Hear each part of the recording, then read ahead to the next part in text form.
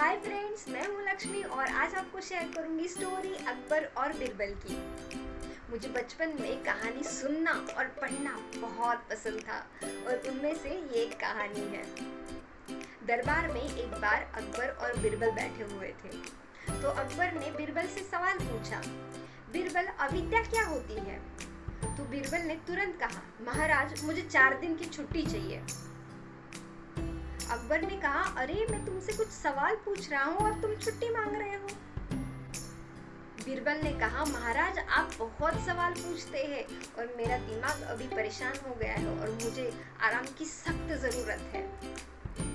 मैं 4 दिन आराम करके आता हूँ और उसके बाद आपके सवाल का जवाब देता हूँ। अकबर ने कहा, ठीक है, और बिरबल महाराज की अनुमति लेकर दरबार से निकल पड़े। वो दरबार से निकलकर सीधा मोची की दुकान पर जाकर पहुंचे और वहां पे उन्होंने मोची को बताया कि भाई तुमको बहुत ही नायाब जूते बनाने हैं। जो भी उन जूतों को देखे देखता ही रह जाए। उसे तुम्हें सोने चांदी के धागों से सिलवाना है और उसमें हीरे मोती जवाहरात लगवाने हैं। मोची बोला, ठीक है जनाब, बन जाएंगे, लेकिन ये तो बताइए किसके लिए बनवा रहे हैं? बिरबल ने कहा, ज्यादा सवाल मत पूछ, जो कहा गया है वही कर, लेकिन याद रखना कि 2 दिन में ये जूते बन जाने चाहिए। और मेरी एक और शर्त है कि ये जूते तुमने बनवाए हैं, ये तुम्हें भूलना होगा। मोची ने कहा, ठीक है जनाब, बन जाएंगे। और बिरबल 2 दिनों के बाद शाम को उस मोची की दुकान पर आए और उन्होंने देखा बहुत ही बढ़िया जूते बने थे। उन्होंने जो पैसे होते थे मोची के वो दिए और वहां से निकल दिए। उन्होंने एक जूता मस्जिद में फेंक दिया और दूसरा जूता अपने साथ घर पर लेकर गए।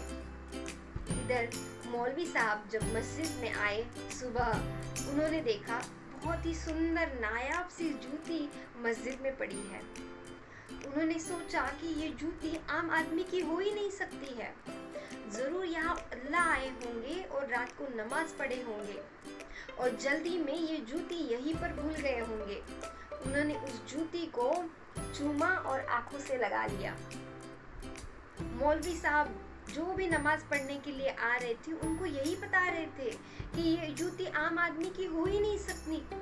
कितनी नायाब जूती है ये, जरूर अल्लाह की ही ये होगी।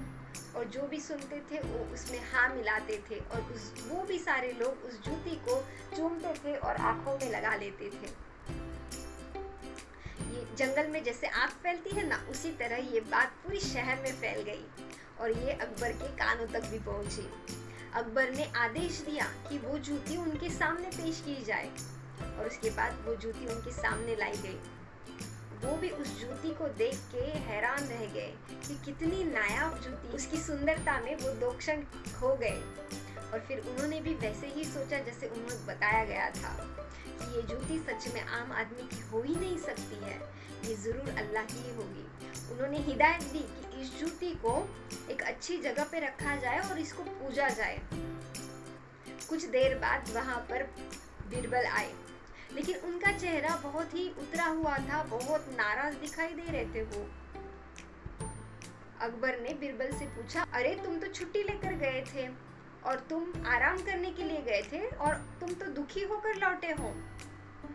तो बिरबल ने कहा, क्या बताऊं जहांपना, मेरे दादाजी की जूती थी, मेरे दिल के बहुत करीब थी और उसे 2 दिन पहले एक चोर आके एक जूती लेकर भाग गया।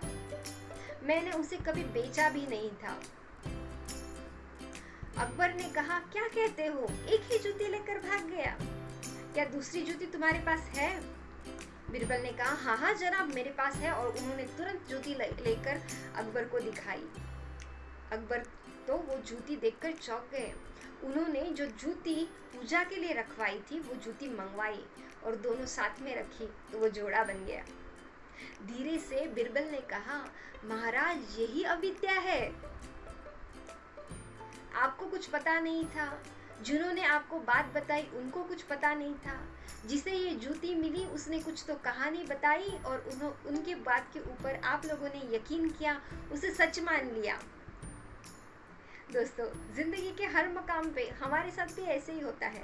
कुछ लोग आते हैं, हमें कुछ ना कुछ बताते हैं, हम लोग उसके ऊपर यकीन करते हैं और उसे सच्चाई मान लेते हैं। अगर आपको दुनिया में कुछ कमाल का करना है तो आपको लोगों की बातें सुननी है, उसे समझना है और अपना एक ओपिनियन बनाना है, अपनी एक सोच बनानी है और उसी को आगे लेके जाना है। दोस्तों, भेड़ नहीं शेर बनिए।